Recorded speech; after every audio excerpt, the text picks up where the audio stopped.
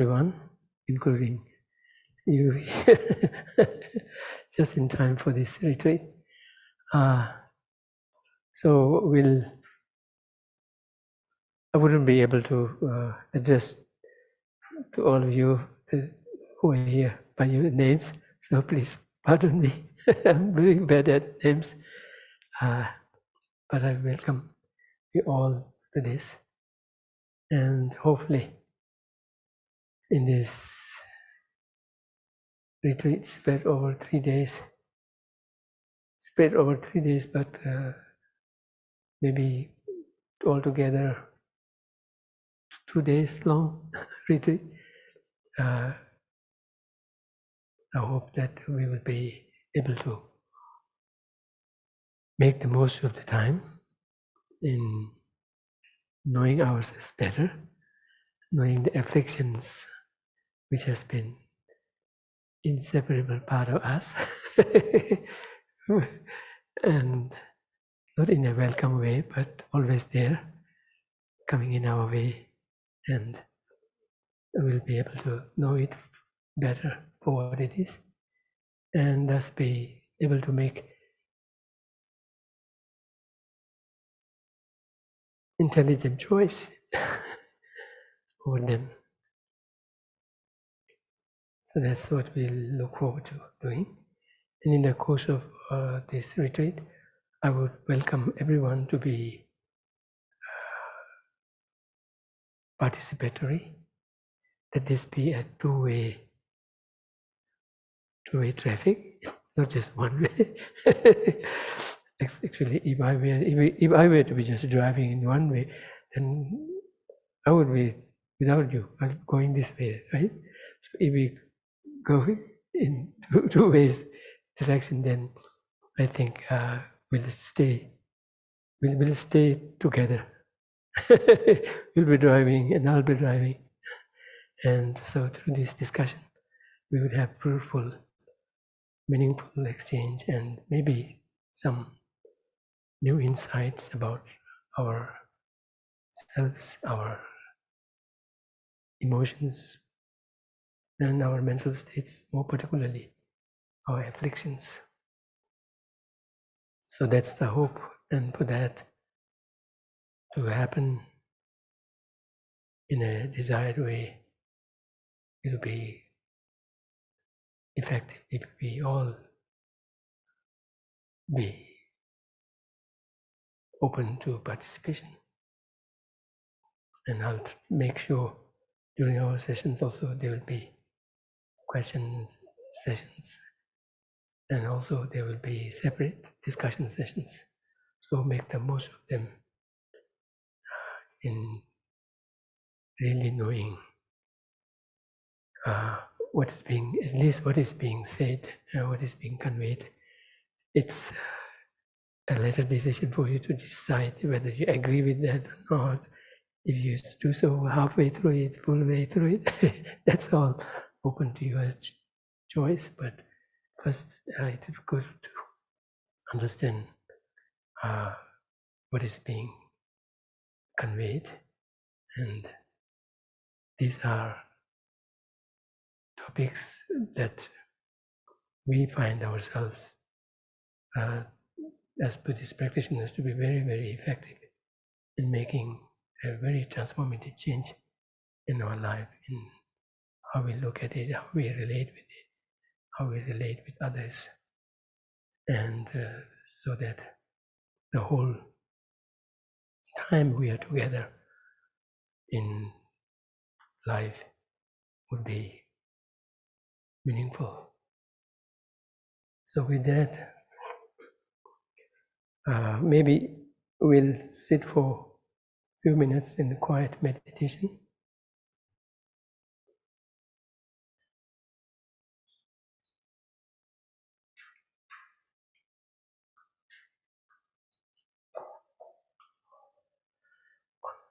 We'll sit quietly in silent meditation, trying to gather our minds and settle it.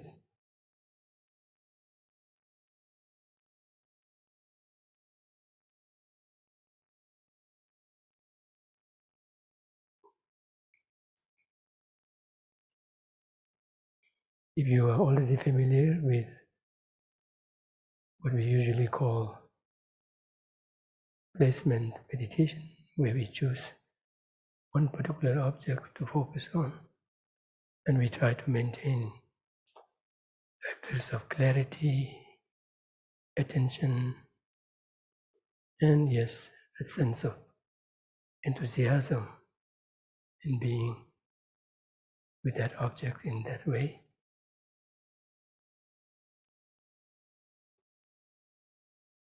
If you are familiar with it, then yes, you can choose any object. Those who are new to it, which I suspect none of you are, if anyone is, then it would be good to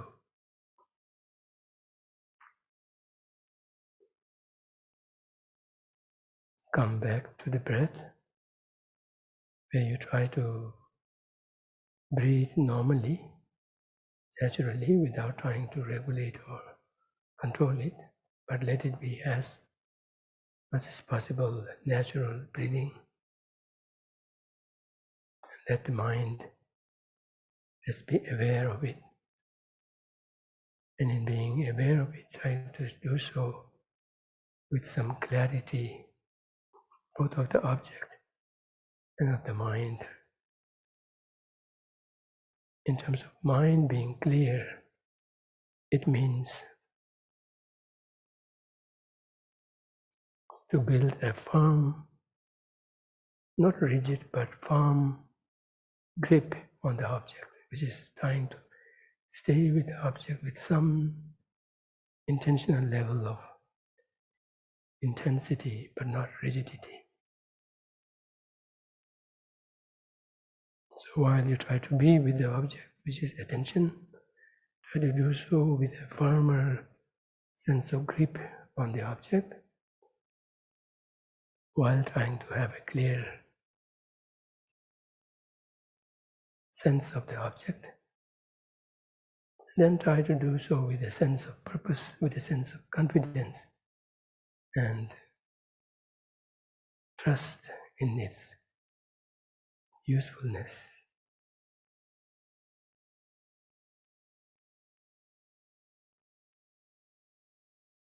And every time the mind tends to take off to other objects, when you recognize it, just merely acknowledge it for what it is, without making too much fuss about it. But yet at the same time not neglecting that, denying that whenever that happens. Be truthful in accepting it. And remember to come back to the breath or any chosen object and continue from there.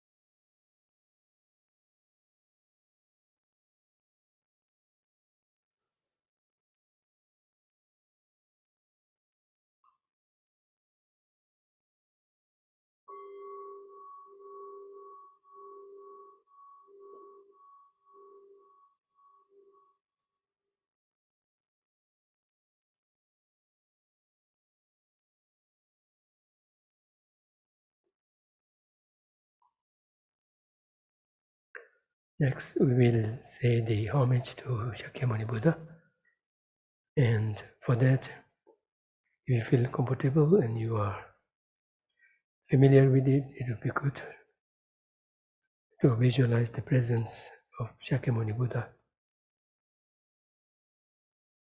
flanked by his disciples, both of his times and those who came after him, up to this period, up to the present time. And when we think of the Buddha and his disciples, particularly focus on their inner qualities of love, compassion, wisdom,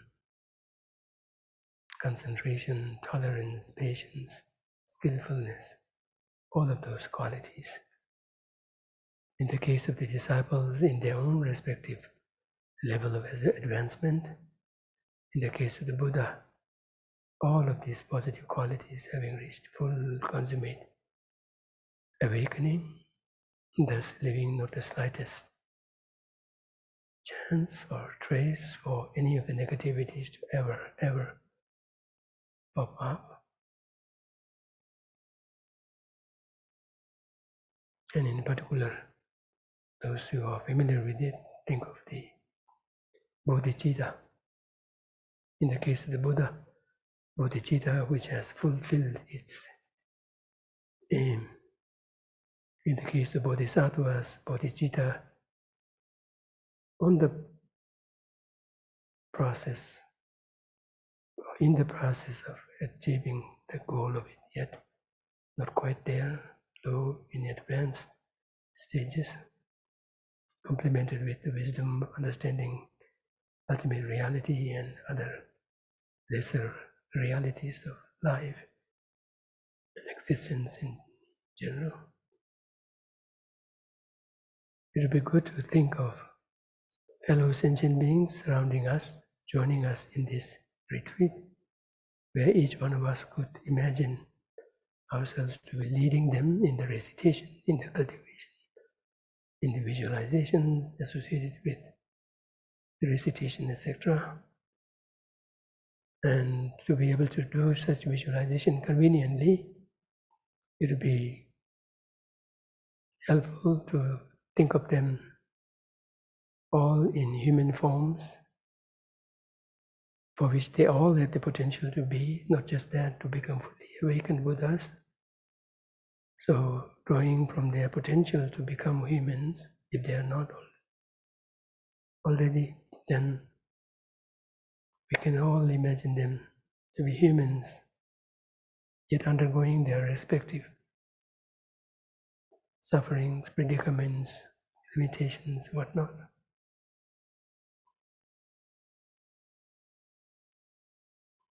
Joining us all in this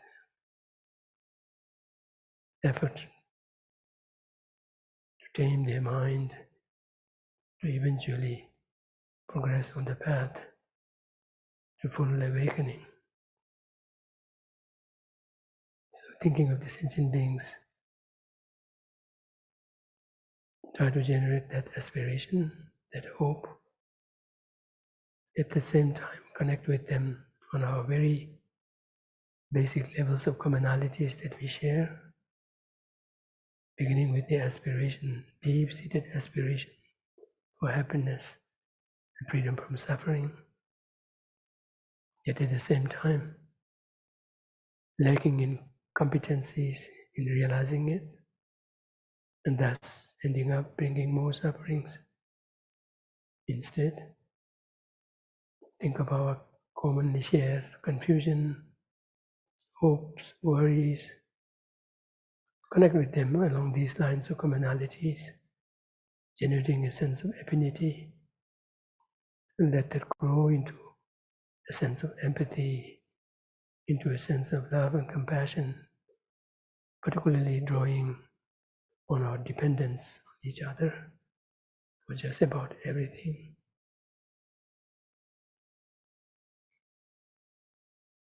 And let that compassion grow into bodhicitta, wishing to achieve full awakening for the sake of all sentient beings. And think of all the sentient beings doing the same for each other. So let's join together in doing this homage. To the teacher endowed, transcendent destroyer, the one thus gone, the foe destroyer, completely and fully awakened one, perfect in knowledge and good conduct, one gone to bliss, knower of the world, supreme guide of beings to be tamed. Teacher of gods and humans, to you, the Buddha endowed, transcendent destroyer, the glorious conqueror, Shakyamuni, make offerings and go for refuge. When, O supreme among humans, you are born on this earth, you pay 7 strides and said, I am supreme in this world. To you who are wise, then I bow. With pure bodies formed supremely fine, wisdom ocean like a golden mountain. Fame that blazes in the 3 worlds, winner of the best supreme guide, to you I bow. With the supreme science, face like a spotless moon, color like gold, to you I bow. You are immaculate, the 3 worlds are not, incomparable wise one, to you I bow. Great compassionate protector, all-knowing teacher, field of merit and good qualities, vast as an ocean, to the Tathagata I bow. Through purity, freeing from attachment, through virtue, freeing from the lower realms. Unique, supreme, ultimate reality, to the Dharma that is peace I bow. Having freed themselves, showing the path to freedom too, well established in the trainings. The holy field endowed with good qualities, to the Sangha I bow. Do not commit any non-virtuous actions, perform only perfect virtuous actions. Subdue your mind completely, this is the teaching of the Buddha. A star, a mirage, a flame of a lamp, an illusion, a drop, a dew, a bubble. A dream, a flash of lightning, a cloud, see conditioned things as such. Through this merit may sentient beings attain the state of all seeing to do the four faults, and be delivered from the ocean of cyclic existence perturbed by the waves of aging, sickness, and death. This ground anointed with perfume, flowers strewn Mount Meru, foreland sun and moon, imagined as a Buddha land and offered to you. May all beings enjoy this pure land. Venerable holy gurus, in the space of your truth body, from billowing clouds of your wisdom and love, let fall the rain of the profound and extensive Dharma, in whatever form is suitable for subduing sentient beings. Idam Guru Ratna Mandalakam Niyatayami. I take refuge until I am awake in the Buddha, the Dharma, and the Sangha. By the merit I gain, listening to the Dharma, I will attain Buddhahood in order to benefit all sentient beings. I take refuge until I am awake in the Buddha, the Dharma, and the Sangha. By the merit I gain, by listening to the Dharma, I will attain Buddhahood in order to benefit all sentient beings. I take refuge until I am awake in the Buddha, the Dharma, and the Sangha. By the merit For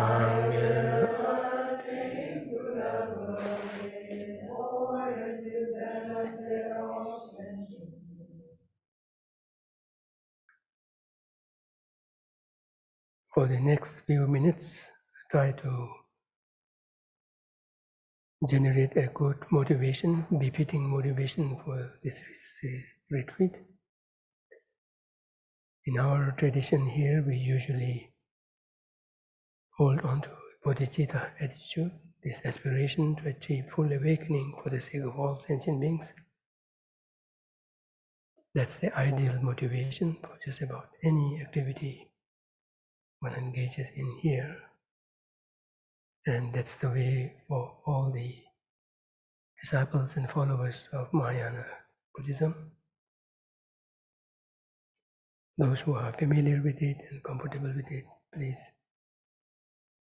join the rest of the community in generating bodhicitta.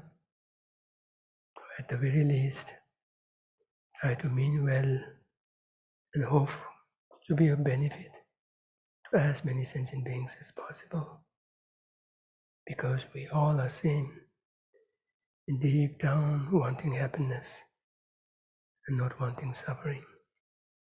We may differ widely in what we consider as happiness or what we consider as suffering, but nonetheless, anything that we may correctly or mistakenly identify as happiness, we all want to achieve that.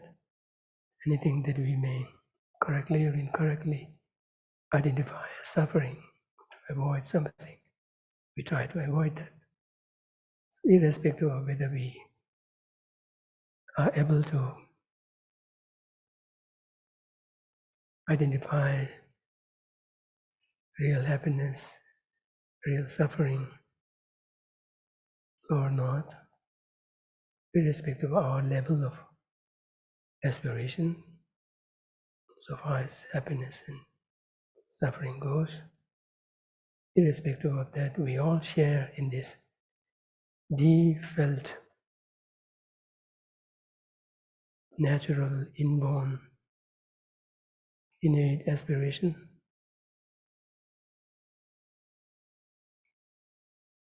Just on this basis, we have reason enough to care for others, to be considerate of others. And then on top of that, irrespective of whether we like or not, whether we want or not, we just have to depend on each other. Just for about anything, even for our own survival. For every given second, we depend on others. Others we may not know and may not ever know in this life. Others that have gone past us, that may come after us, that are with us.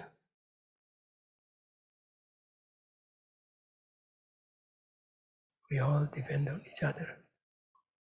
Based on these two facts, just these two facts, we have reason enough. If we want to be a reasonable, sensible being, to be caring of others, to be respectful of others, and to wish all sentient beings the best. And then any time when we engage in any virtuous, worthy activity, we have every reason to remember to dedicate the benefits to all sentient beings. In a way, when they become better, we become better. Since we are completely, totally, thoroughly dependent on others, if their conditions improve, more particularly if their mental state becomes healthier, sensible, virtuous, compassionate, we will be the first to benefit from them. And likewise, the same goes with others. If we are compassionate, caring, whatnot, not only we benefit from that, but by holding such attitudes within us, every expression of it through our actions, benefit ourselves and others, and go a long way in really, really touching many lives in the true sense of the word. Reflecting along these lines, we should be ever more inspired and enthusiastic in generating this motivation,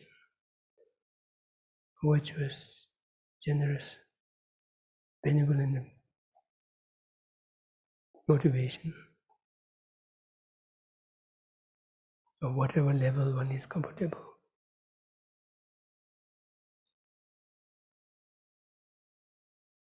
Let's dedicate and feel motivated to utilize this session and the remaining sessions of the retreat for not just only benefiting oneself, but benefiting others.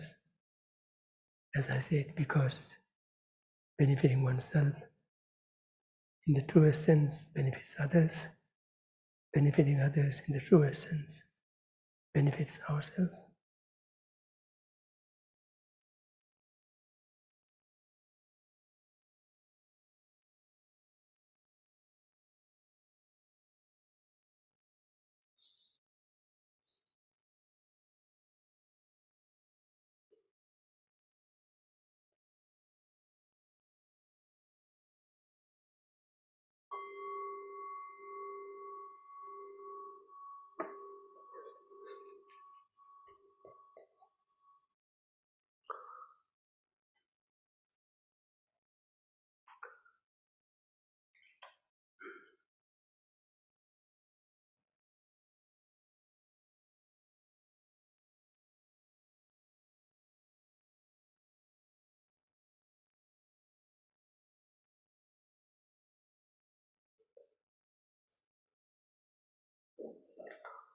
Okay, so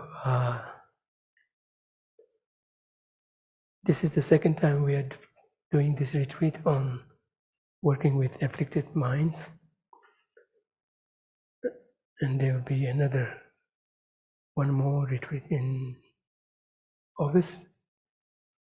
But every time it will be a different audience, and thus I cannot start from where I had left, unless you want me to.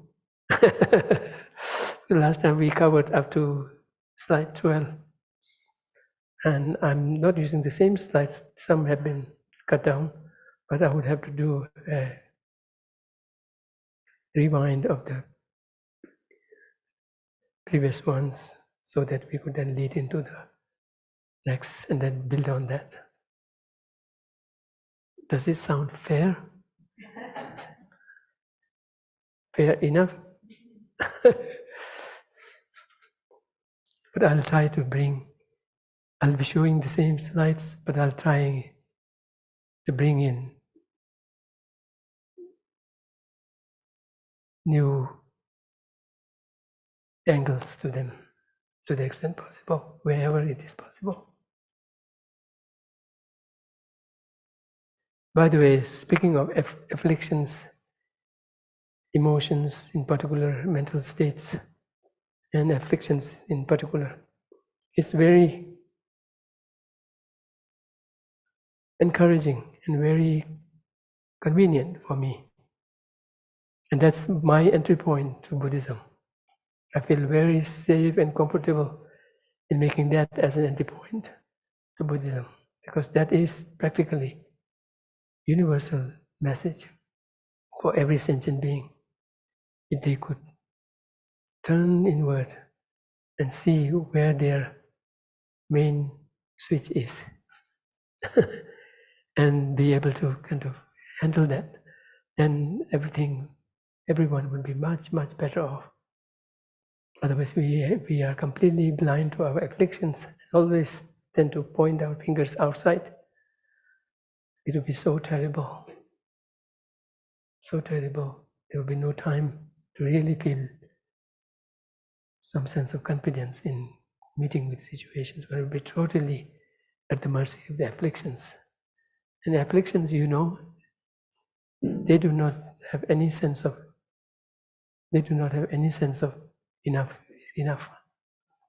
nor do they have any sense of knowing who is my friend, who is not, how should I treat them differently. They just treat everyone harshly. That's just their function, afflictions. But at the same time, when I use the term affliction, please be aware that I'm using it in a very technical sense. And I'll try to unfold that as we go, so that we are on the same page in talking about afflictive minds. Because afflictive mind, it can be stretched to cover a lot more than what I intended with. One example is, if you think of harmful intention or covetousness, harmful intention, these are not afflictions in the Buddhist context. They are mental actions triggered by afflictions.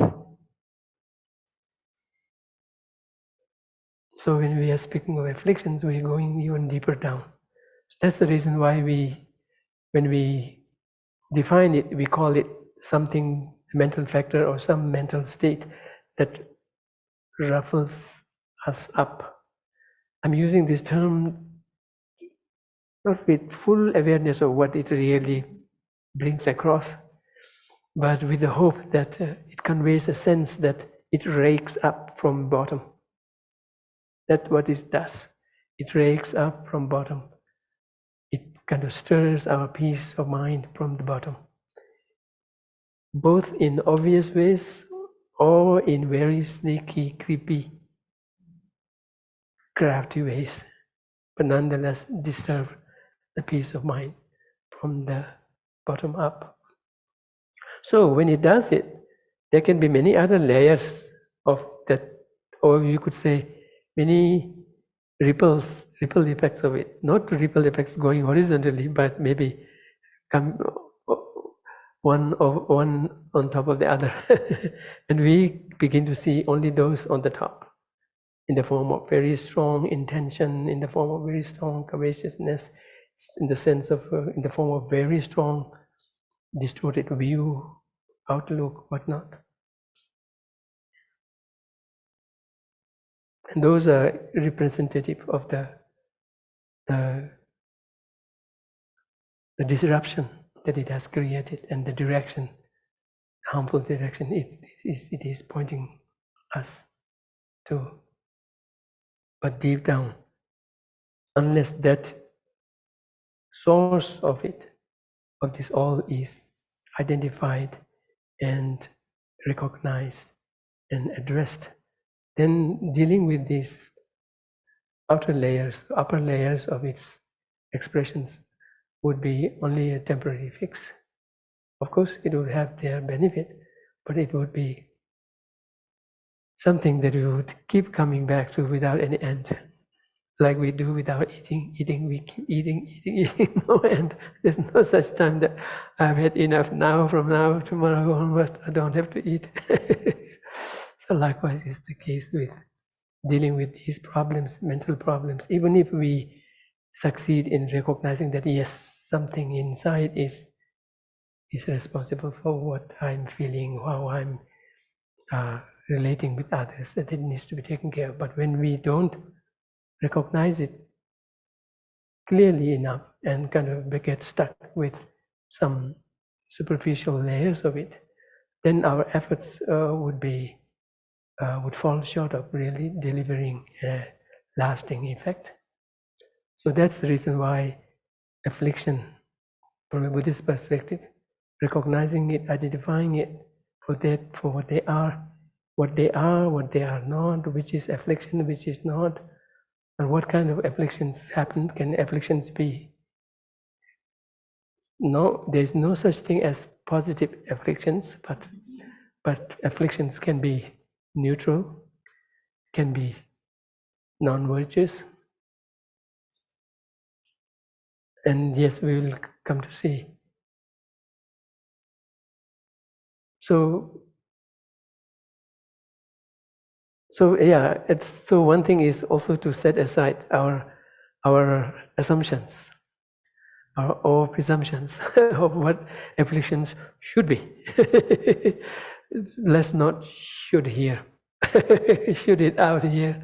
So be open to what Buddhism brings, and then we would always have time once we get back to compare, contrast, agree, disagree, whatnot. But first, to get the clearer picture is important. So I'll, on my part, try to do my best in trying to guess where people's questions maybe, where things might be misunderstood. Likewise, I ask you to bring them up in discussions and in our question and answer sessions so that we become clear about them. Okay, so with that, we'll go to the second slide. Yeah, this is a very popular verse in Dhammapada that Buddha spoke. And this is verse 183, 184, 185. Three of these verses form part of one episode where Buddha was asked by Ananda whether, in terms of the fundamental essence of the teachings, whether the teachings of the Shakyamuni Buddha and those of the past Buddhas and the future Buddhas would ever differ, were anything different. And the question was specifically about fundamental essential teaching. Buddha said, when it comes to fundamental essential teaching of this Buddha and the past and future Buddhas, there is no difference. Fundamental. And Buddha spoke this verse, followed by two other verses. And this itself is quite compact to really cover the entirety of the Buddha's teaching. But we will not go into those. Otherwise, we would end up using the entire retreat time for this. Even the whole retreat will not be enough, because we would take one day for one line, and we would have to add another day or 2 days. Anyway, so let's understand it simply. Buddhism, like with any other religion, but more particularly with Buddhism, the very reason why Buddha taught Buddhism is he himself has experienced, he struggled, as it is very clear in his life story. He struggled, he had all that could be asked for in terms of comfort, luxury, whatnot, but still, as we all can relate to it, but still not content, not happy, always anxious, suffering, and of course the very inevitable, universal predicaments of sickness, old age, eventual death, and then everything in between. Everything in between. Not that in betweens are good things. Even in between we have not meeting all of these other layers of sufferings, limitations of not meeting with what we want, meeting with what we do not want, and things that we want, even if we make efforts, there's no guarantee. But when it comes to sufferings, whatnot, there's almost a guarantee that one will suffer whenever one asks for it. Although one doesn't know when one is asking for it, one would have it on the plate. So Buddha also, despite his very luxurious lifestyle and being born as prince, he wasn't happy. And he was also going through the same predicaments as everybody else, except with few differences on the surface. So then that urged him to look for purpose in life, to do something meaningful, to be able to do something by which he could experience, realize a way out of the suffering, and thus be able to share this with everyone. Amazingly, he succeeded in doing that, although there was no guarantee when he first left the palace where we would end.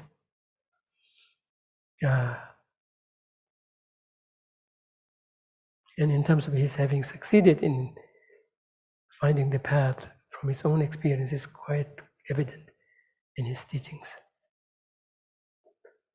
Not just looking at one particular teaching, when you look at the whole gamut of his teachings and then see the consistency and kind of a real sensible structure in it, with reasoning, logic, sensibility, all of those knitted together. And one will be, and particularly looking at the various levels of teachings that he so skillfully taught. It will be quite amazing, quite assuring that yes, irrespective of whether we call that Buddhahood or not, yes, he did have very deep insight born from his own experience, and thus he shared with sentient beings through his teachings, of which one of his this one. So basically what I'm saying is Buddhism, like with many other major religions in the world, they are aimed at benefiting sentient beings and relieving them from their unwanted suffering. And in terms of Buddhism, the way for that is saying, if you do not want suffering, do not commit the causes of suffering, which are non-virtuous actions. And even that is not enough. If you want happiness, then you have to cultivate even the causes for happiness also. Otherwise, you would just stay without suffering, but not necessarily happiness, in a very neutral state. But if you want to cultivate happiness, then yes, on top of getting rid of the causes of suffering, cultivate those causes for happiness deliberately. Those causes of happiness are engaging in virtuous actions. But there he says, if you do not want any suffering, you say, I do not want any suffering. But what is the way to that? Do not commit any non-virtuous action. I used to first think that may be a mistranslation or a little too tall an order. Shouldn't teachers kind of withdraw a little bit back? Isn't this discouraging to people when they start to not commit any? But that's exactly what this sutra says. Even in Tibetan also, whatever it is, no, don't engage in it. Because if you engage in one, that will have its own result in suffering. And we are wanting not suffering at all, not just some suffering, but no suffering at all. And for that, we should not engage in any cause for any of the suffering, which is to not engage in any non-virtuous actions. And then when it comes to happiness, we are not content with whatever happiness we may have. We want more and more and more. If we want more, we have to strive more.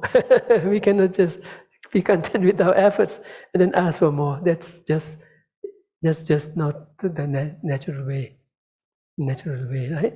So if we want happiness, and that too every happiness that we can think of, and we have to perform only perfect virtuous actions. Virtuous actions, even just virtuous actions is not enough. Perfect. Of course, it is not going to come about right away, nor would we succeed in doing away with all non-virtuous actions right away, but that should be our aim in doing it. And in terms of virtuous actions, we engage in virtuous actions, the so-called virtuous actions, but very often they are mixed baggages of virtues and non-virtues and neutral things in a bag, and we call it virtuous bag. But when you open the bag, there are virtuous things, just barely virtuous things, but non-virtuous, big non-virtuous things in between neutral things. But we carry that, it's a virtuous bag. You reach for it. Most of the time you get non-virtue, half-virtue, semi-virtue, neutral. It's virtue. This is virtue's bag. Okay, here is virtue. So that will not do. So when we engage in virtuous actions, we come up with good motivation. Of course, we try our best. Even when we try to cultivate good motivation, how good a motivation it is. And then when we have generated motivation, that's not enough. After having cultivated motivation, we have to go about in engaging in that action. That's not a split-second action, it's a long action or an action that kind of runs over time. And then how we move, our mind is so feeble, so monkey-like, jumping and jumping, jumping and jumping so much that the monkeys even forget to build any house for them. They end up building no house for themselves. Once the sunshine is up, they jump, jump, jump, jump, jump, jump. And then when the evening comes, they kind of are looking for where I should go and leave. And then once the sun shines, and they go into bed, and they're saying, they go into bed, and they say, tomorrow I will really build a house. But once the sunshine is out, oh, out about going, playing, play. That's how they spend their whole time. That's why our mind is called monkey mind. So we can also end up doing like that. I will rebel and do good tomorrow, tomorrow, tomorrow, tomorrow, tomorrow. And one day will come when that tomorrow will not be at all a reality.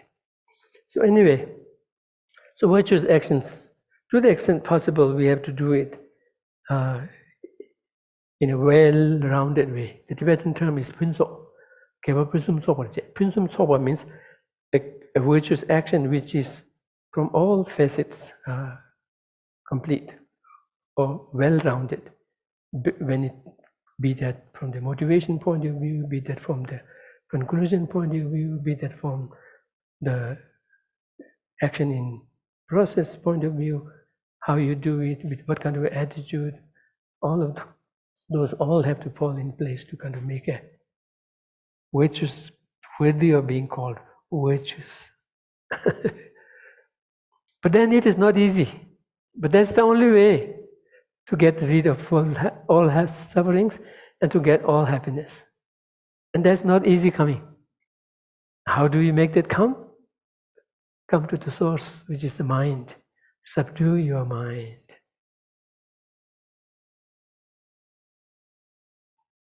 And subduing our mind means getting rid of the ruffling elements in it, getting rid of the elements that upsets it, that makes it untamed, unsubdued.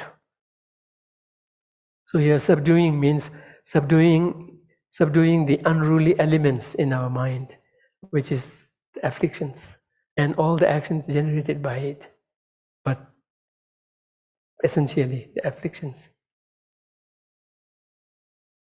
So here I'm using the term affliction in a strict Buddhist way, and we will unpack it as we go. So subdue your mind completely, and there too completely. And one thing is very interesting. When you say subdue your mind completely, it also suggests that yes, it is possible to subdue your mind completely. It doesn't say sever your mind completely. It's something undoable. From a Buddhist perspective, mind is something that cannot be severed by anything, any force in the world, in the universe.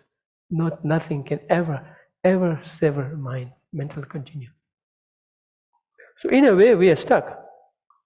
One thing good, we have mind, unlike others that do not have mind. But in a way, we are stuck with our mind. We cannot get rid of it. We are ever associated with it. Irrespective of what kind of a package we come in, we always be in whatever that package happened to be. So we better off look at that, understand that, own that, and then tame it. But the good thing is it can be tamed completely, which means all the afflictions can be completely completely eliminated. And there are reasons for that. It is not just a big mouth talk. There are reasons for that. And that's something it can be shared, but one more important thing is one has to see that within oneself, through effort, how one can change over time.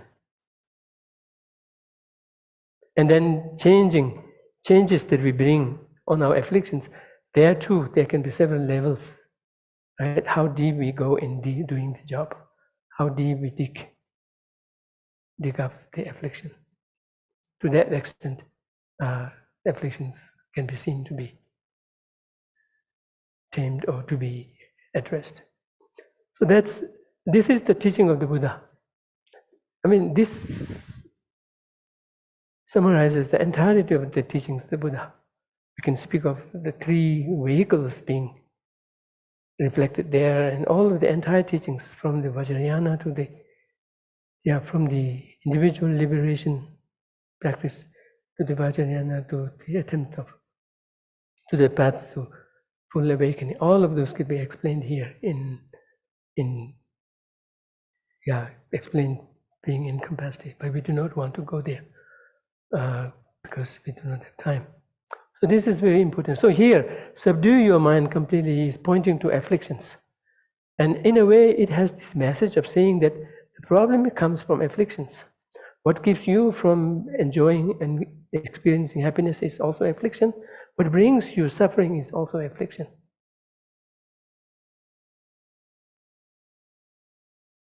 So depending on how you deal with the affliction, if you generate their corresponding positive elements, and that's accumulating the causes of happiness, while at the same time affecting the afflictions. If you go deep down in really uprooting them, then you are completely uprooting the source of unhappiness.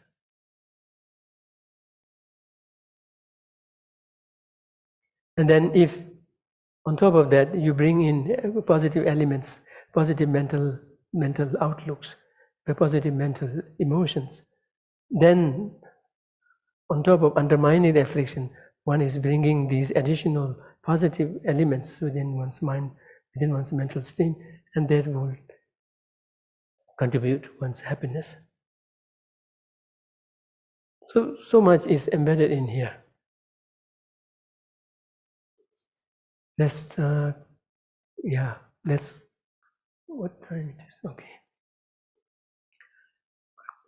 Let's go to the next one. I like this quotation by a Buddhist master called Purnavardhana in his explanatory commentary on Buddha, Abhidhamma Kosha. For those who are familiar with the Buddhist concept of karma, karmas are actions, right? But mostly polluted karma. We call them polluted actions. Karma is polluted actions. Not necessarily negative. It could be positive, yet still limited. And thus polluted. Polluted in the sense that it is influenced by, affected by, influenced by, generated by wrong views and etc. It may not be outright negative, and thus it may not be non-virtuous. On top of that, instead it could be a virtuous action, but still limited, and thus polluted by afflictions, though not the non-virtuous afflictions, but neutral afflictions, but as as powerful in kind of holding us onto this bondage of samsara. So, polluted actions or karma, irrespective of whatever flavor it may be of, they are in turn generated by the afflictions. So between the two, although the two combined together are recognized as the cause of samsara, or cause of our bondage to uncontrolled birth and death, cause to our sufferings in samsara, right? The two combined are called the true cause of suffering, the origin of suffering. Of the four truths, the second truth, that of the origin of suffering, is comprised of the affliction and the karma. Between the two, affliction is more primary, because karma is always preceded by an affliction. So between the two, affliction is more primal, more primary. And so if we don't want suffering or samsaric existence, we have to get rid of karma, polluted action, which is karma. And if we want to get rid of karma, the only way to do that is by dealing with the afflictions and getting rid of it. So long as afflictions remain and they are not eliminated from their root and thus rendered totally irreversible, so long as that doesn't happen, we will not stop from accumulating karma. And with the karma accumulated, with the aid of afflictions, samsara cannot be stopped. We will keep experiencing the results of our negative actions, or even positive polluted actions within samsaric existence. So between the two, the affliction is crucial. Affliction is primary. And here again, this message is conveyed very clearly here. It says, the chariot of existence, our samsaric existence, is likened to a chariot driven by childlike beings. We are really like childlike in the hands of afflictions. Yes, I remember calling, we are toys. Toys are us in the hands of the afflictions.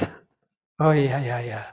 Afflictions just gets us in their hand and then throw us here and there in the tantrum, like we're angry, attached, oh. It's like we're toys in the hands of the afflictions. So that's why we are childlike. We may be well educated or whatever, so long as we remain subject to our afflictions and kind of being driven by it. You can see how even world leaders, even high achievers, so long as they do not have afflictions kind of held responsible, held accountable for their well-being, and so long as afflictions are kind of let loose, or the so-called achievement will be very temporary, if at all. And if not, even the very process of achieving that and having that would be ripe with problems, both for themselves and others. So that's why those who are driven by afflictions, those who have not started or begun to see afflictions to be something to blame, where the blame is due, something source of the sufferings, and thus manage to get hold of some means by which to either get around it for the time being, or be able to face it, or be able to uproot it. Unless we succeed in doing that, we will be childlike in the hands of the afflictions.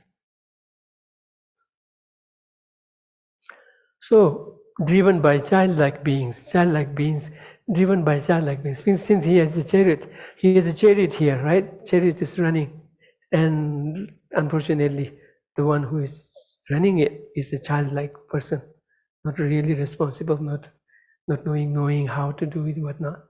So recklessly driving it. What would happen? Breaking the wheels, some meeting with accident is quite inevitable. So when it does, and if it loses one of its wheels, we have to see which wheel it is. If it is the wheel of karma, it can be. If it is the wheel of karma, then just because the wheel of so suppose the two wheels are one the wheel of affliction, the one the wheel of karma, actions. If of that chariot, that's actually what it is, right? The chariot is running, and the person is being driven by it, or the person is driving it, and one is led by it, but on the wheels of the karma and affliction. That's exactly what we are doing when we go up and down in samsara.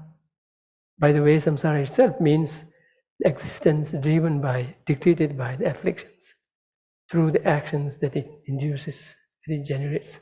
So basically, those are the two principles which drives our samsaric existence. As crazy as it may be, right? It is. And so, in this likeness of a chariot, when it is driven by a childlike person recklessly through who knows where, then one of its wheels is bound to bump against each other or against anything.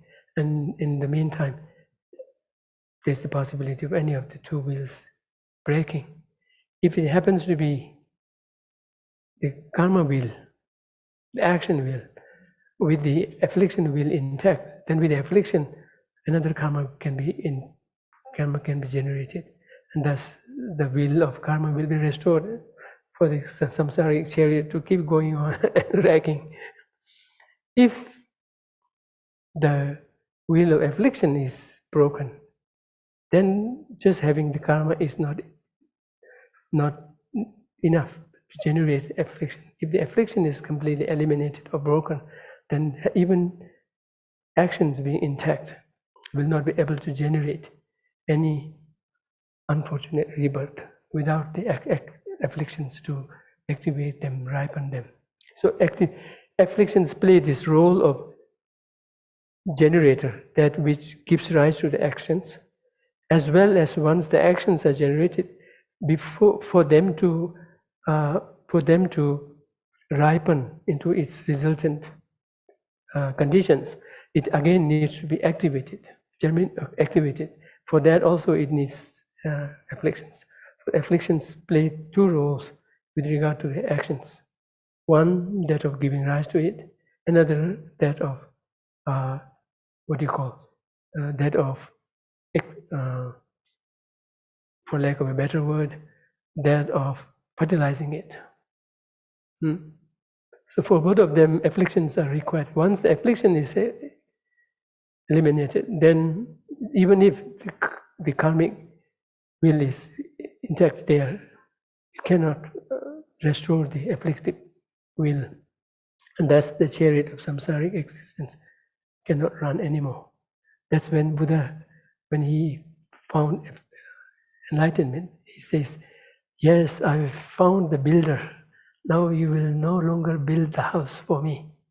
That's exactly what he meant. When the afflictions are not seen, no matter how much you try to stop doing things, you keep doing it, and then that will kind of keep bringing up the next existence, whatnot. But once the afflictions are eliminated, then it's almost like the builder is no more there, and thus none of the elements, none of the materials will be of any use in getting a samsaric house in place. So the chariot of existence, driven by childlike beings, possesses the wills of affliction and karma. But if the will of affliction breaks, the will of karma alone cannot turn. So the question is, what if the will of karma breaks, the will of affliction will be able to restore it? This is so, descriptive, very descriptive. So just keep this in mind as we go along. If we look at the next one.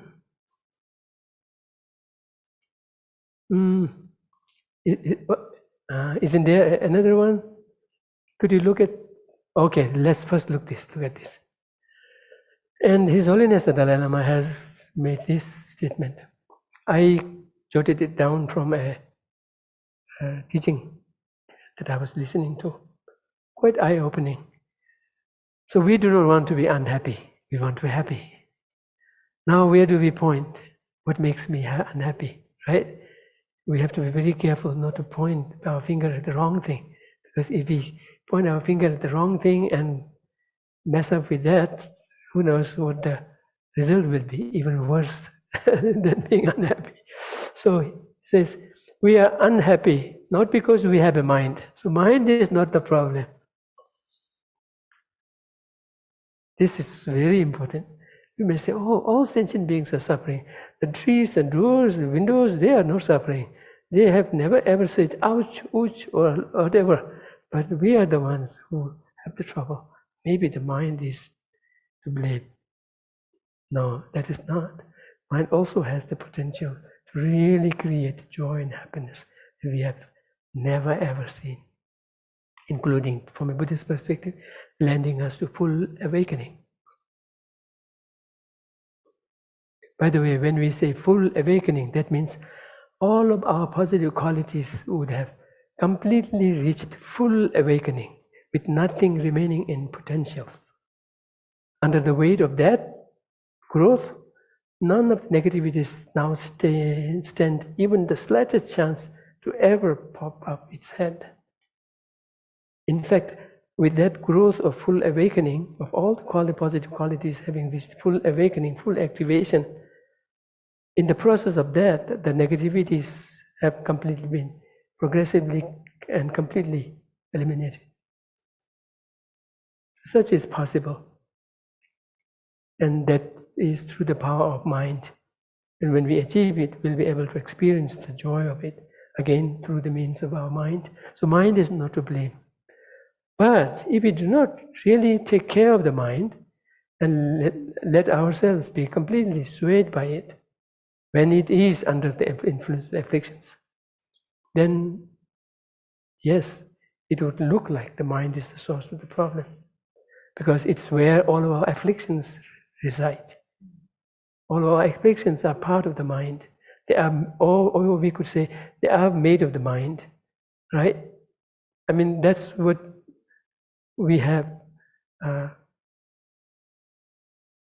So long as we do not generate positive qualities within our mind stream and always let ourselves be driven by negativities that we are so habituated by, then yes, even the slightest conditions can trigger these negativities. It would seem like that's all what my mind is filled with. Sometimes people feel really, really very dejected, very depressed, and see that there is no way out, because just being alive is such a misery. When they find themselves really caught up in nothing but negative thinkings, negative thoughts, and they would see nothing but negative, and thus think that taking their life would be the best. So it can lead to such a desperation when the light of positivity is completely shut off from our mind.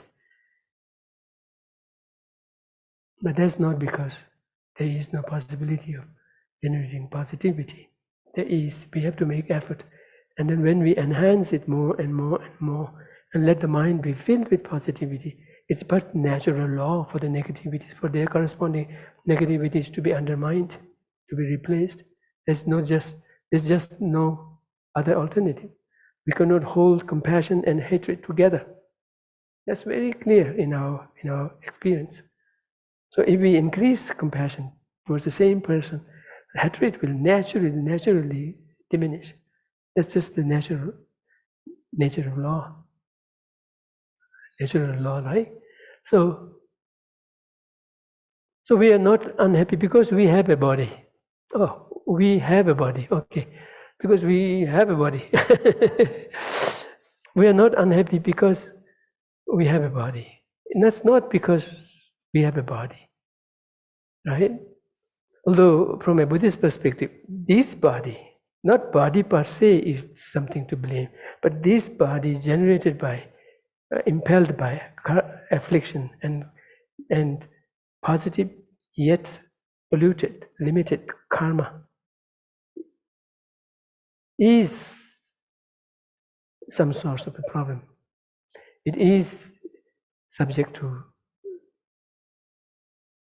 degeneration. It is the basis of illness. It is subject to degeneration and eventual death, whatnot. So this has some problem. And of course, we can still make our mind stronger to overcome it.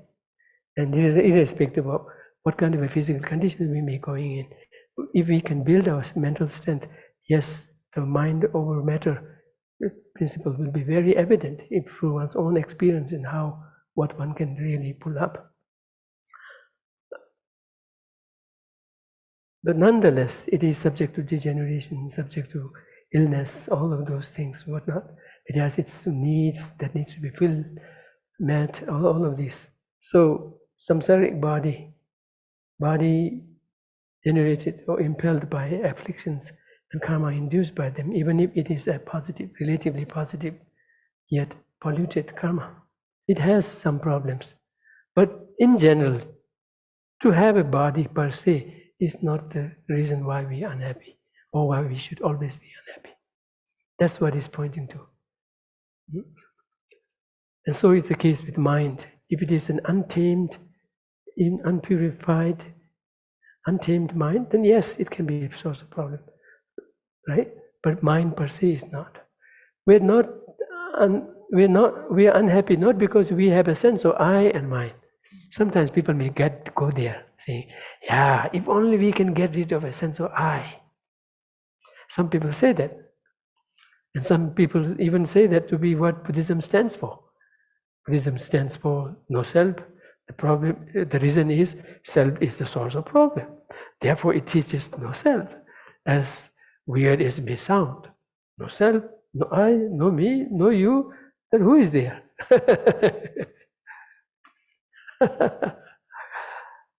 Right? These all need to be really sorted through, understood in context. But anyway, sense of I is not a problem. We have heard Buddha saying I, mine, but not in the same way we usually do. But the level of I, mine is not a problem. Of course, in general, within ourselves, since we are kind of trapped in our own polluted sense of I and mine, together with the baggage of hatred, attachment, self-centeredness, whatnot, it would look like, yes, the sense of I is the problem. But the sense of I, sense of mine, per se is not the problem. We do not have to sever our selfhood to be happy. If we sever our selfhood, that means we sever our being. If we sever our being, there will be no us making efforts. And at the same time, I said there's no way we can ever sever our selfhood because we cannot sever our mind. And so long as there's mind, there would always be a selfhood attached to that. We are unhappy not because we have a sense of I or mine. Only if we have an inherently existent I, sense of inherently existent I. Or if we have a wrong, distorted sense of I, a permanent I, a completely pure I, or a completely, something like that. Those distorted views, if we attach to our sense of I and cling to it, then those could be a source of problem. But having a sense of I or mine per se is not the problem. Because we can be fully awakened Buddha and still have our sense of I. If you ask then what is responsible for our unhappiness, it is solely because of the afflictions we have. So we have to come to a conviction with these, along with these statements, from our own experiences. Yes, we have to study, hear, reflect, and then most importantly, kind of see that in our experience of how things play out and how things are different when we are at a better position of restraining our afflictions, recognizing them, restraining them, catching them in time, what unfolds from that. So from those experiences, little by little, we kind of begin to see the truth in these statements. So the truth of the statement has to be understood, reached by oneself through one's own experiences.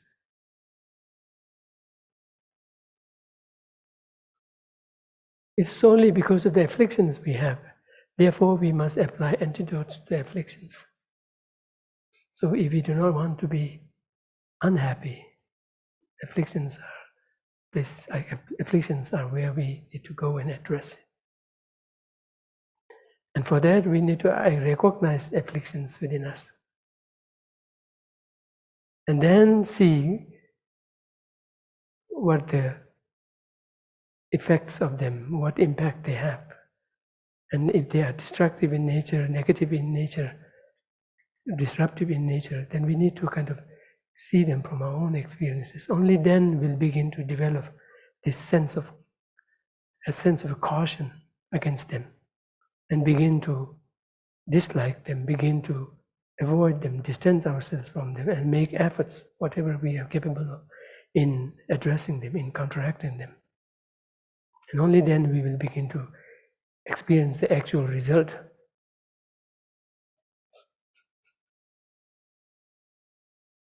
Could we go to the previous one? Yes. This is a sutra that I came across quite recently, and I was really taken in by that. So it's so important to read, to expose oneself to readings. I mean, it's all everyone knows this, but it's so important. And also reading, one has to be really selective by exercising one's freedom in choosing what to read, not just go by what somebody says, or not just be carried away by what is interesting or good to hear, good or feel good. We have something we have to be very careful about is running after feel good is not going to be guaranteed to really feeling good in the long run. We have to really separate this. So the actual genuine practice could mean not so feeling easy, not so feeling well, or requiring hardship, efforts, but nonetheless, if it is directed in the right direction, then it can yield the expected result in the long term. Merely going for immediate feel good is not the way to practice Dharma. And neither does a genuine Dharma practitioner, a successful Dharma practitioner at heart, necessarily always feels well, feel good. There could be hardships, whatnot, but those need to be then overcome. Those are not let to be reason to back off.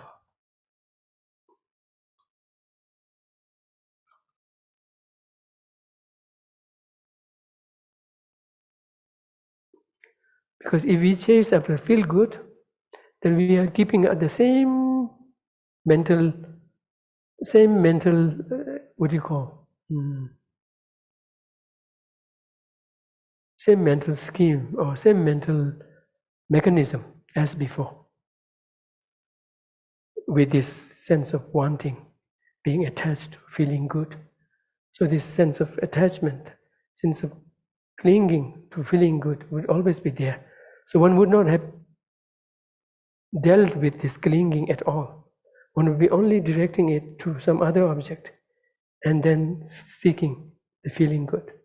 So one would not have made any headway in terms of actual spiritual transformation. Now the things will be dharmic in nature, the objects will be dharmic in nature, Dharma text, Dharma something, Dharma text, Dharma this, Dharma that, Dharma that, Dharma that, Dharma that, and all one is seeking is just feeling good. So where is clinging there? It's still intact there, if not even enhanced or fed by it.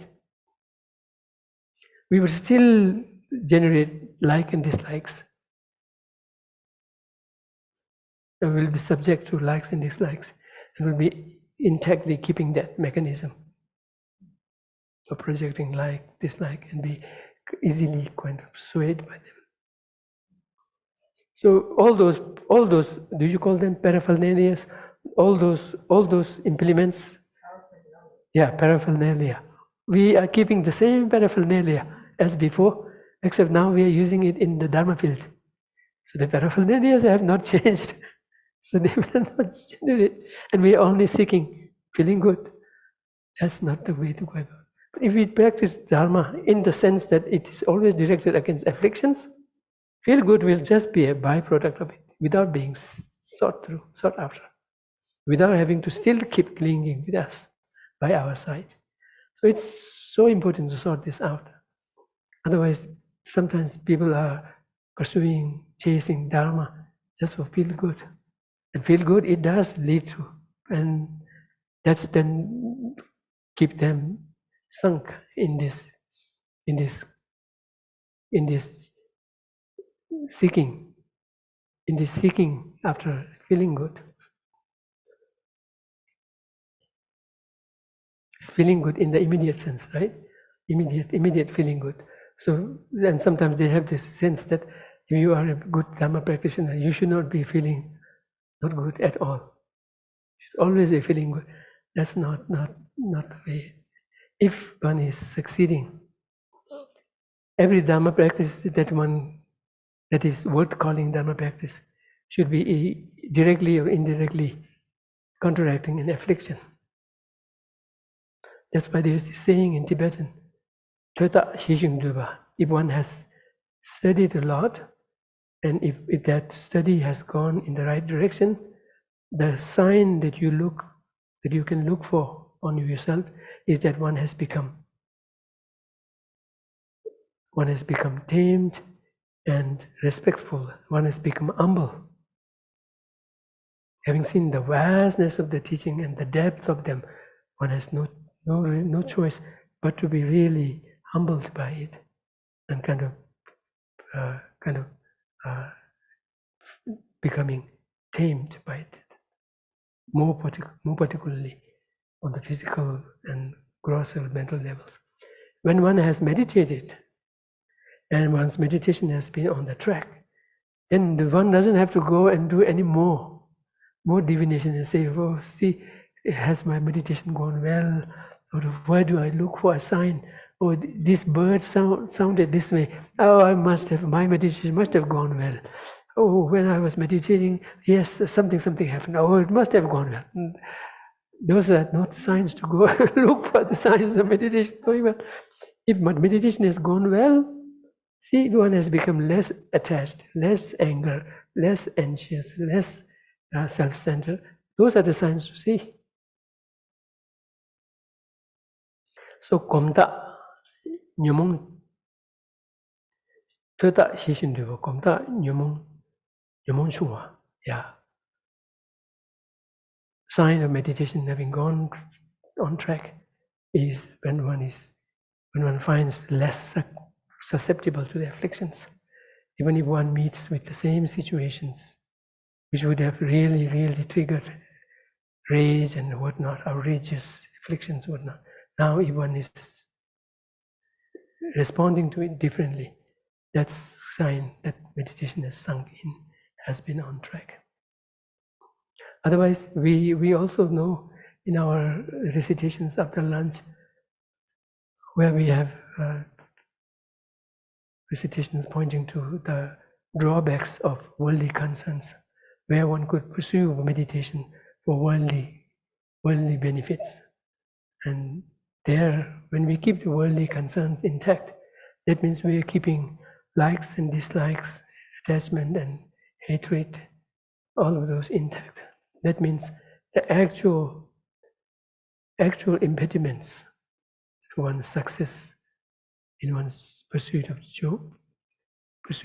lasting joy and happiness would not have been, those obstacles would not have been addressed.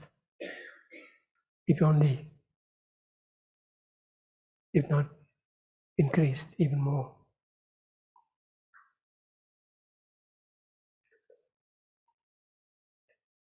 So, yeah, I saw this sutra and I was really taken in by this. the conception of self-grasping is the great enemy. While this is not substantial and is like an illusion, we keep saying self-grasping is the root of the problem. But when we ask ourselves, do we really recognize self-grasping? Do we really succeed in telling one from the other? Is every sense of I self-grasping? Or which is when do we generate self-grasping? When is a simple sense of self? And what does self-grasping look like? We have difficulty recognizing it. When let alone self-grasping, even self itself is not that easily recognizable, pointable. So self-grasping together with self-worth is a great enemy from a Buddhist perspective. It is the root of the afflictions. So when we speak of afflictions, we speak of affliction as a big umbrella, which includes self-grasping itself.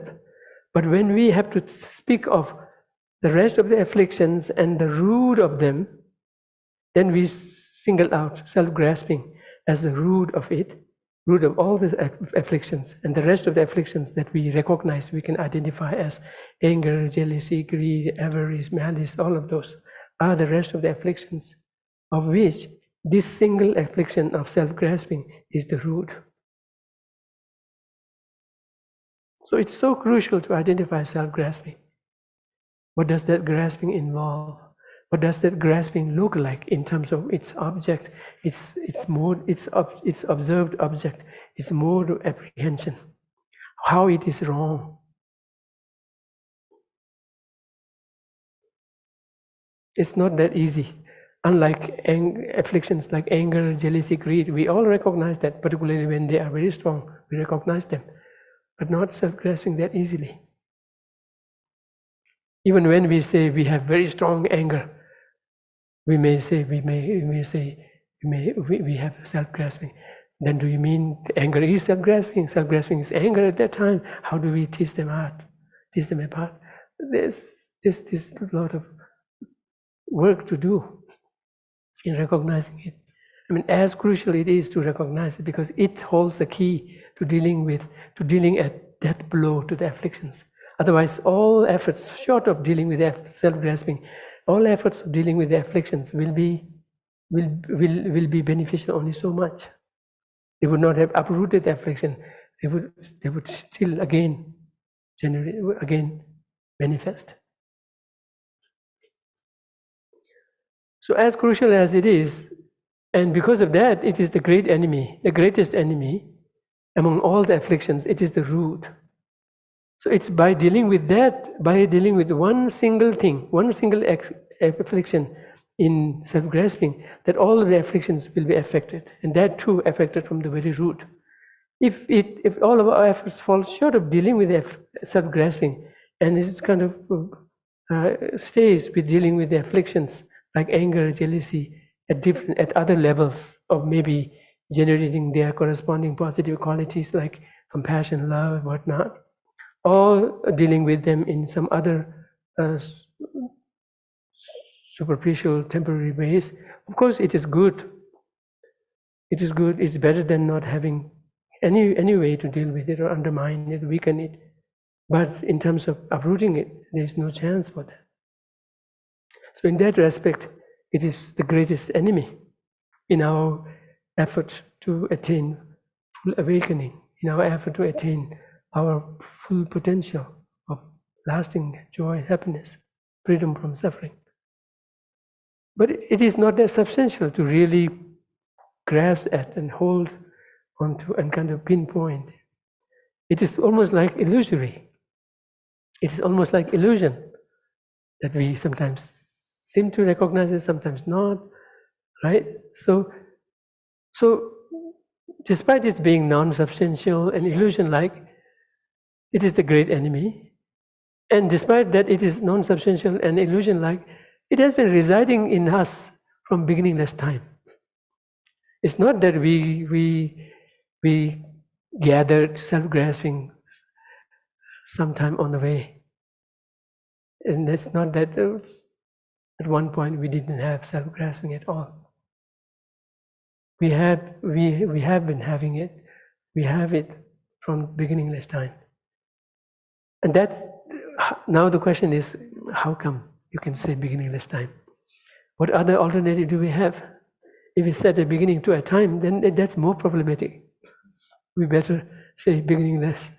Because if we set a time for some beginning per se, then how would we account for that to come from? That's the problem. So for now, until we become Buddha, we can keep repeating up the Buddha, because he also thought that it's the best way to put it. And wherever you look, even Buddha says beginningless time, beginningless time, beginningless time. He may or may not believe in it, but for now, for us, it's the best. And it's safe.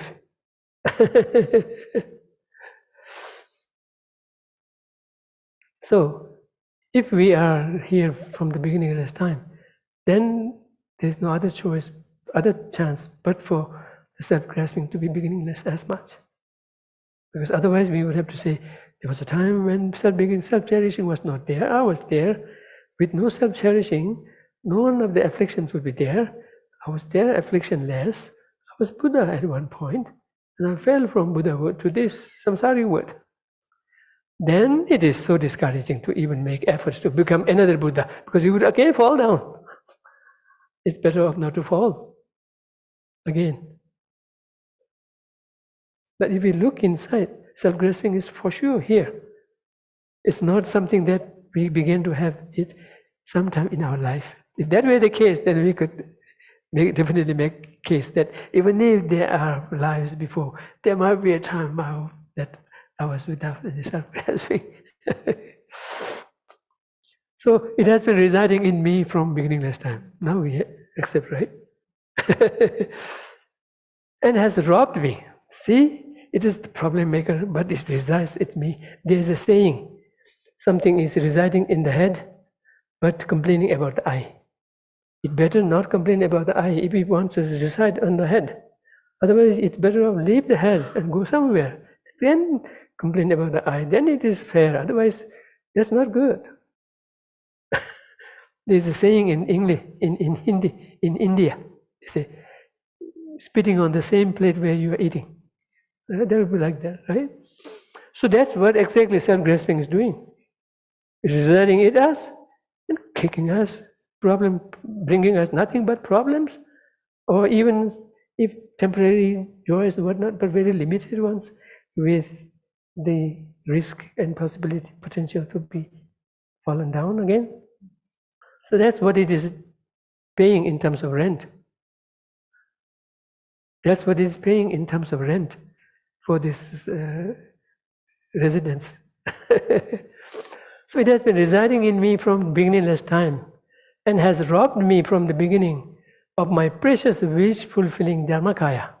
If it weren't for self-cherishing, self-grasping, and the afflictions that it befits, that it begets, then I would have by now realized my dharmakaya, my pristine potential of full awakening. By now, I would have been completely freed of any obstacles in the way of realizing my dharmakaya. But this self-cherishing is blamed for keeping me from realizing it. So it has robbed me. Not only it is residing in me and being this source of problem, it robbed me of this wonderful opportunity, otherwise I would have gained, of my precious dharmakaya. And not only that, it took it from me. Now it has hid somewhere that I cannot find it. And it has hidden it deep within the thicket of sign graspings. Sign grasping is more like grasping at distorted views, including grasping at inherent existence and the lesser ones, such as grasping at permanence when it is impermanent, grasping at purity when it is dukkha, likewise, grasping at selfhood when it is selfless. So it has hidden my potential of dharmakaya deep within the ticket, inside the ticket of all of these distortions. And then the distortions are so thick that nothing appears through the ticket in which the potential of Dharmakaya is hidden. And still it keeps me bound and makes me go around samsara. It still keeps me bound. It has robbed me all of this precious and doesn't even let go of me. It still keeps me and makes me go around samsara. Make me go on samsara rounds. Not merry-go-round. Samsara is not merry. Not merry-go-round. Samsara is not merry to go around. It's very, very, very problematic and miserable to go around. It still keeps me bound and makes me go around samsara. If it were ordinary enemies, at the most they will kill me and steal my possession. But then with the ordinary enemies, even if they do such awful things to me, if I am patient towards them and exercise some love, compassion towards them, I generate so much merit from befriending the ordinary enemies, even if they may rob me, kill me at the most. But if only I can be mindful in relating with them appropriately, then I can in return accumulate lots of merit. That's not the case with afflictions. The more you befriend, the more it will fail you. Sometimes people say, befriend with your anger. There may be some twitch there, some catch there, but befriend in the sense of really, keeping it, nurturing it. That's not the way to befriend it. Otherwise, one will be even more rigid. But one can still accumulate merit if one is patient towards them. This enemy of self-grasping not only robs me of my peaceful life of nirvana. By now I would have achieved nirvana and full awakening if it weren't for this self-grasping nagging me and keeping me bound. But any attempt to rely on him further chains me to the swarm of samsara. I found it very appealing and very strong message coming through it. And there's so much to reflect on. Let's see what's the next slide if you want to go or if people may have questions. Okay, then I think. So this is what we are planning to do.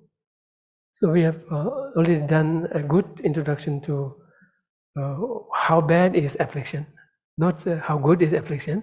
We have given enough introduction to affliction, but showing it how bad it is. And now we plan to again double down on our point in saying that ultimately it comes down to afflictions to deal with. That's all the Dharma is about.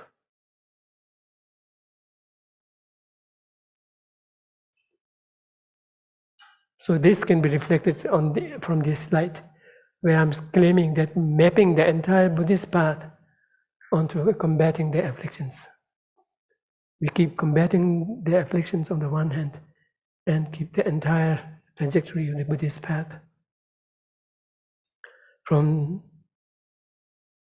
living a sensible life now to striving to attain a better rebirth next, to eventually attain liberation, freedom from samsara, to eventually even attain full awakening.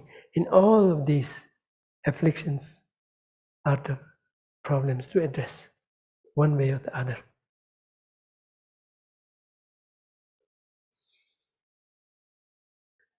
So very often we will hear Buddhist masters saying, basically it all boils down to addressing the afflictions. That's what Buddha Dharma is. And depending on how deep and thorough one is able to deal with it, one will attain that corresponding level of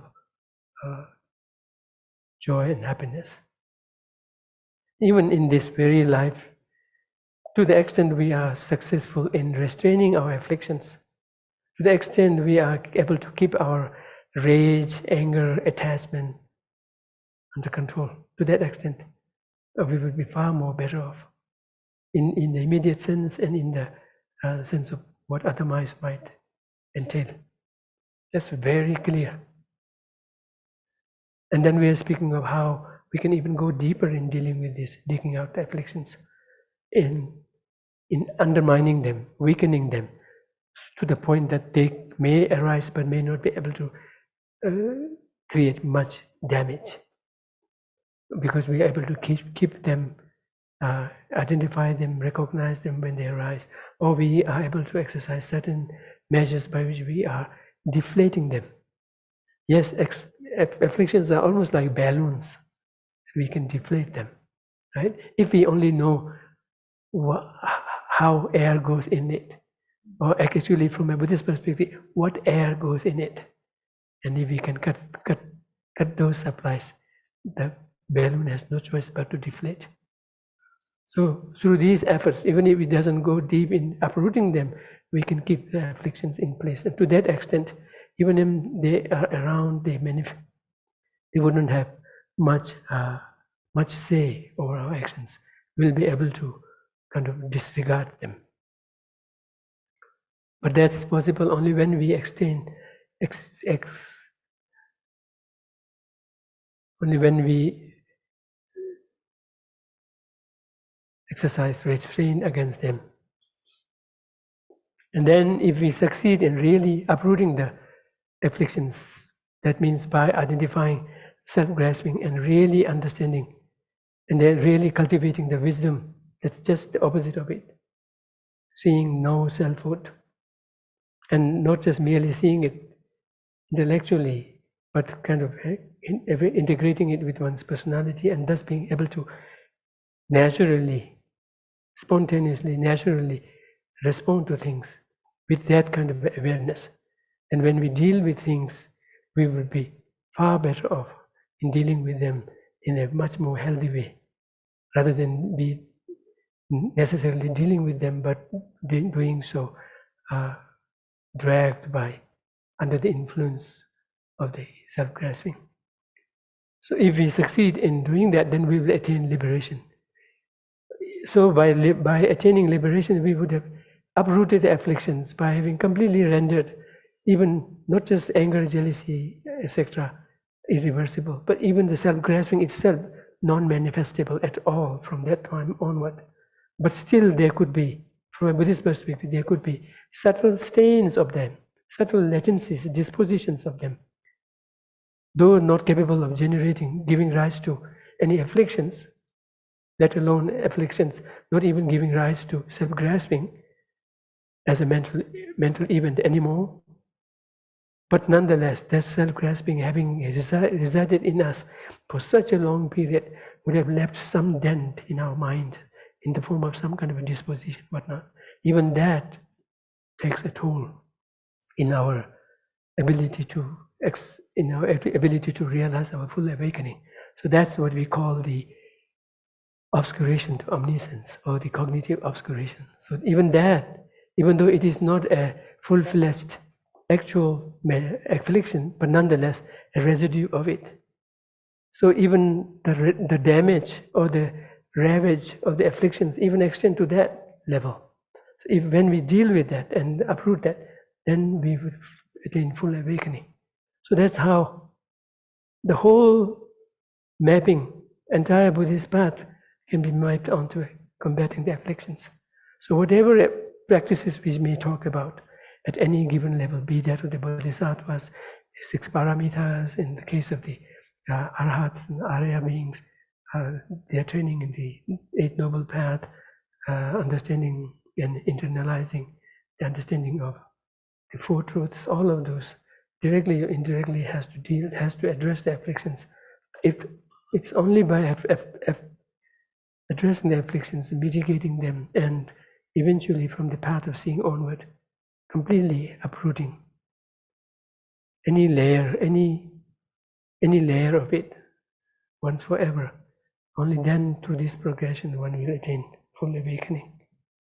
So it is to that truth that afflictions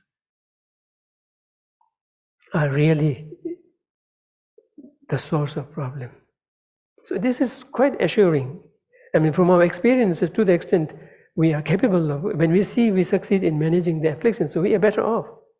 And if that is the only thing that we need to do, that's really assuring, and really, really uplifting and kind of encouraging that, yes, I have nothing to lose but to gain from this. And if Buddhahood is, or liberation is what comes from it, even further, even better of it. So that's something we need to kind of think and come to our own understanding. Let's see, we have 10, 12 minutes, right? So people might have questions so far. Yes, please.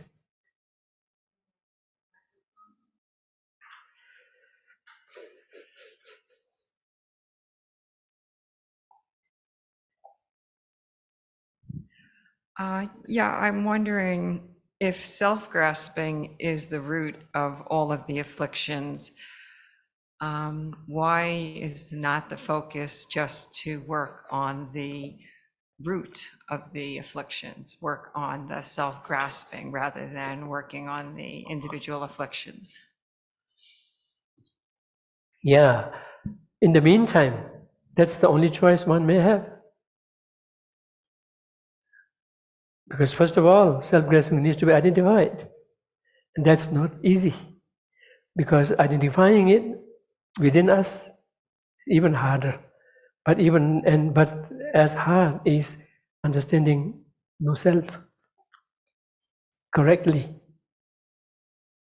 No self in such a way that you are able to really ascertain it, yet at the same time be very comfortable in accommodating conventional selfhood. One has to understand this division between conventional truth, ultimate truth. And because if understanding that, identifying it, understanding it for what it is exactly, correctly, is not that easy coming, there are these other steps proposed to kind of move towards that. So if one is able to, then definitely one has to do that. Of course, while dealing with the other afflictions which are more immediate and more need-based to deal with, one has to always have eye on the self-grasping and deal with it. But at the same time, it's not that easy coming. If it is, then definitely that's what you have to focus on.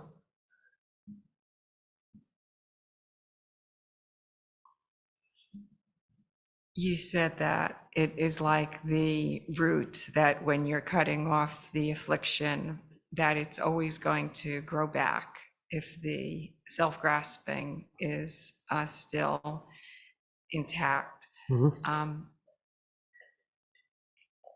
Is there a sense that by dealing with the afflictions that somehow you're in a better position to understand or deal with self-grasping? Definitely. If even in our daily life, if we are successful in dealing with our most strong affliction, that's how we have to go about. Otherwise, that one affliction, even if that be just one among so many, but if that's the strongest one ever, always coming, always nagging oneself, then that could be a big obstacle in making any headway. So that needs to be dealt with.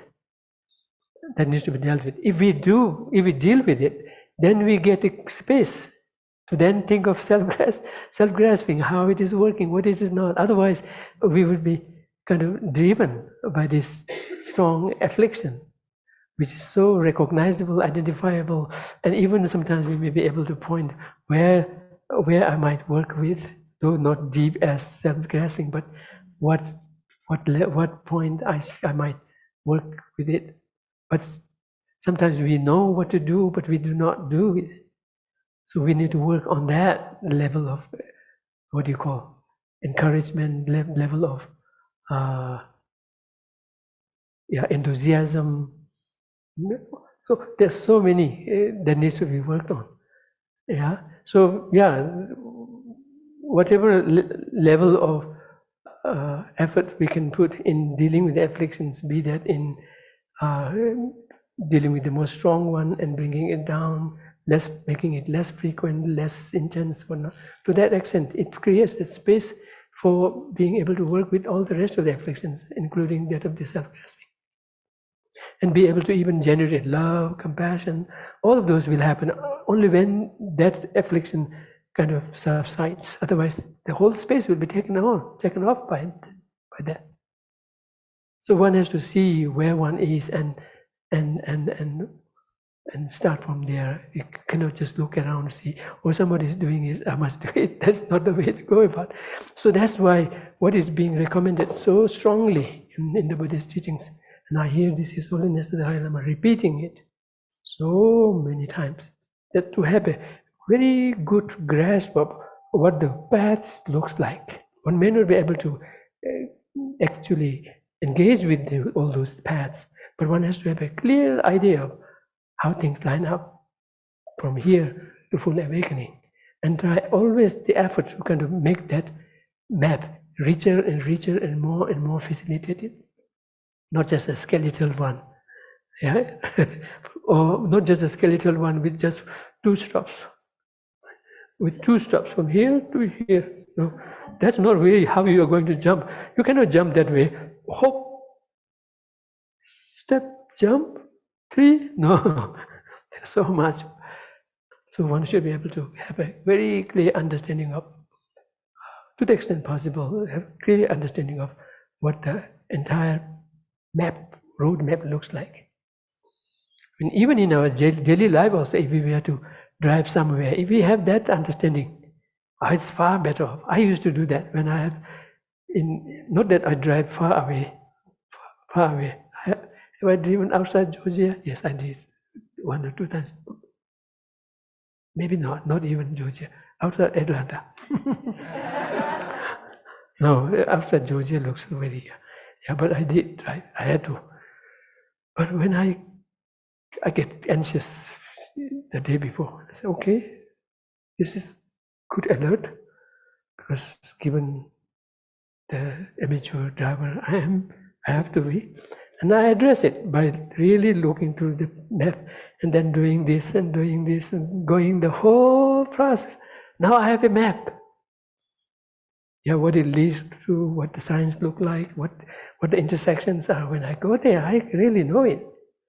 And then while driving it, you have this confidence. All of this come in place in really making it. Whereas actual driving, you have to do at the specific time period. You cannot just go straight. Right? But once you have that idea, it is so good in kind of what to expect, how to prepare for, like that. So it goes with this. Any other questions? Yes, please.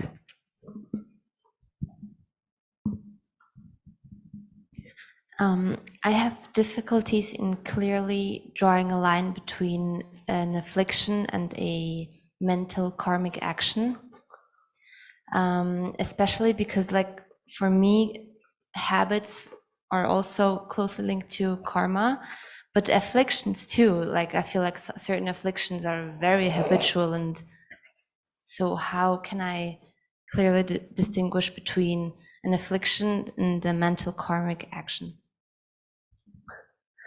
Very easy way of doing that is look at the text, and what does it list as actions of the body, speech, and mind. It doesn't list anger, jealousy, greed as actions of the mind. Of course, of the actions of the body, it doesn't list any of the afflictions. Actions of the speech, it doesn't even include even thinking of the actions of the mind, of mental actions. It doesn't list anger, jealousy, greed. They are the motivation behind the action. They are a step further down. Of course, you could have an anger giving rise to some anger like that, but that's different from anger giving rise to an expression in the form of a mental form, mental shape. But at the same time, it can be habitual. Actions can be habitual. Afflictions can be habitual. Afflictions are the one that we are so habituated, including self-grasping, so much so that now we have become one with it, and thus we cannot identify it. It is. We are so saturated. Yeah, there is another analogy. Some master Chandra Gomi has given this analogy. This tree of our, what's it? Let me look at my cheat sheet.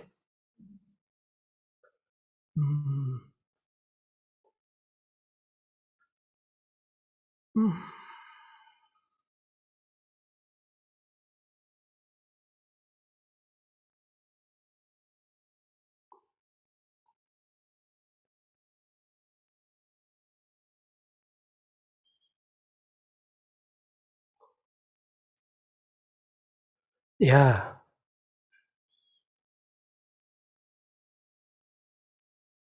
I don't know if you have it.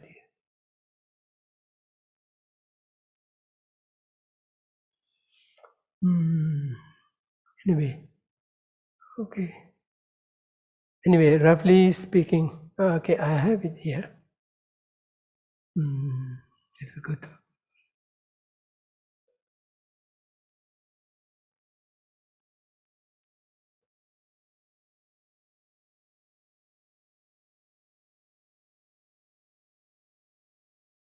Yeah.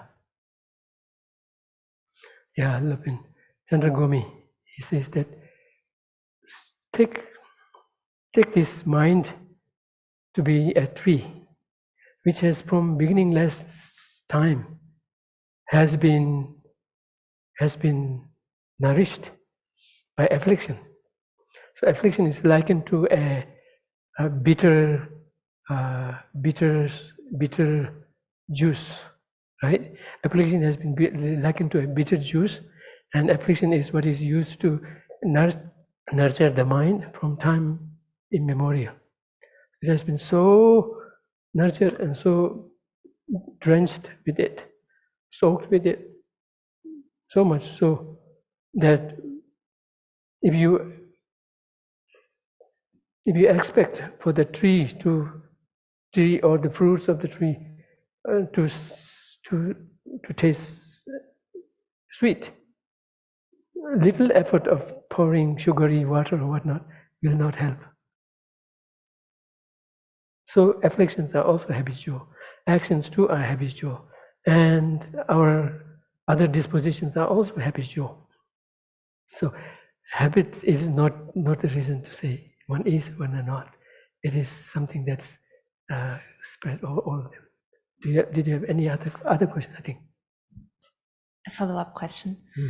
So technically that would mean if I am angry at a person over hours, but at the same time I can kind of have a feeling of I still don't want that person to suffer, so I don't go that far in wishing this person to suffer, or to I don't create karma throughout those hours, kind of, because for me it's really hard to believe, because technically speaking it would mean I do not create karma in those hours, being angry. in the case of anger, the mere fact that you give rise to it, unlike other afflictions, the mere fact that you give rise to it is enough to be destructive enough to go back into your past karmas and destroy them. So I'm not saying that anger per se is a mental action, but anger itself. But that doesn't mean that it is not destructive at all. It is destructive, and under the influence of that, you could be doing anything or mentally wishing something. That is enough for a mental action generated by anger. But even if you do not go that far, the mere fact that you generate anger itself is destructive, in that it can burn one's own positive accumulations. But theoretically speaking, if one has generated anger and one has not engaged in any action, if one could stay clean like that, which is very difficult because a slight move by the mind would be enough in action. In the case of mind, in the case of bodily actions, it has to be expressed, right?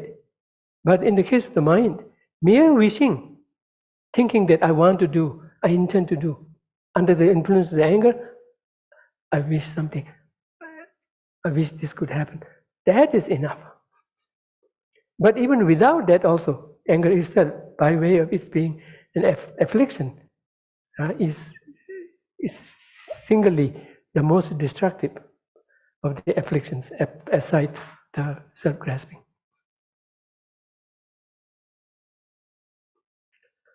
So in this regard, others may differ with me, but that's how I take. I approach it this way, and it is much more convenient in kind of making a distinction. Plus, scriptures do not list anger as a mental action, at least as far as I have seen. It makes a distinction between, because when it speaks of mental action, like with bodily action, verbal action, it speaks of what is the motivation, what is the perception, right? What is the, samba dushe, kulung nyamam. Yeah, what is the motivation? What is the affliction engaged involved there? What is the motivation? What is the affliction involved there? So even it makes even the distinction between motivation and affliction. You afflict it, and then you come with a motivation. And dushe is perception. How do you perceive the object? And then from that is the mental component of an action. And then you move from there to an action. Even if, and that action could be planning to do something, not even coming out from the action, but planning about tomorrow, thinking this, even planning done by my mind is enough an action. But then for that action to be generated, there are the mental factors such as the three mental elements of motivation, affliction behind it, and the perception surrounding it. So I back my position on those things. But at the same time, from my own grasp of things, it is more convenient to make this distinction.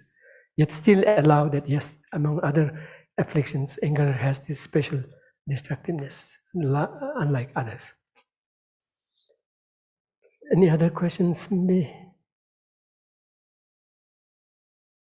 take one question if you have. If not, we'll stop here. So every session will have, I was able to leave 10 minutes, will be 10, 15 minutes question answer. And also we'll have separate question answer time. And during the discussion and meditation sessions, which will be led by other members of the community, I would encourage everyone to avail of this opportunity in really discussing openly and exploring one's own world of emotions, because that's where it lies, the promise and the prospect of really making a difference, irrespective of what we may be physically going through. It can be really brought to that level of really making a big difference of how it can overwhelm and outshine, outdo physical situations even. So with that, we'll stop here. Do we have a dedication? Yes.